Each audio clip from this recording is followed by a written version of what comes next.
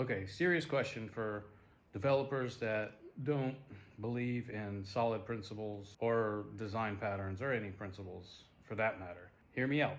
I'm just curious, what do you do? What do you use for methodology? Is it just good enough that code works? I mean, I know when you're designing code, you have, this thing, that thing has to talk to this thing, and you've got this design in your head. Is it all off the top of your head and you just wing it? So the general story behind design patterns was these developers over many years noticed that they were doing the same things over and over again. I've noticed myself doing that, not realizing that there's a design pattern specifically for that task, or, close. The original Gang of Four compiled a book about design patterns and these patterns that they kept seeing. And they had pretty bulletproof solutions after, iterating over all sorts of different options. Now, fast forward, it's almost like we forgot how much work went into that. It's not just a silly book that is a waste of time or as a gimmick or something like that. Same thing goes for design principle. They were designed for a reason. They weren't designed to make money. They weren't designed just as a gimmick to sell things. It's years of learning and finding new ways to do things more efficiently and better and make things better. Now, I'm posting this because there's so many vibe coding things out there.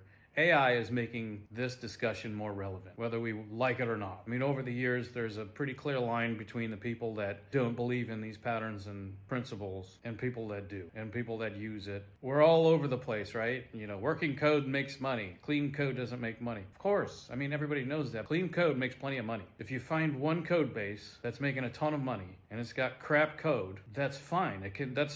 It's not impossible, but what would you rather work on? Something nice and clean or something that somebody just threw together and it just works? Here's my point of the whole video. If you're just winging it and you're a developer of many years and you have this idea that you don't need principles and patterns, or one or the other, whatever you think, odds are you're either recreating these patterns, not realizing it, you're using those principles, you just don't spell it out. You don't need the guardrails, which is awesome. Don't demonize it. It's worth learning about. It's not a waste of time. If anything, I would highly recommend it, because how can you think that learning anything is bad? It's not taking you down the wrong path. It's showing you one way of doing something that makes your life a little easier and the developers around you. Even management. I mean, if your code is easy to change, think about it. This code that's modular, interfaced correctly, and you need to add a feature and you're done in a sprint or two, who's not going to be happy about that? Even, and then, a year down the road, you got to fix something or add another feature or remove a feature. It's easy. That's all.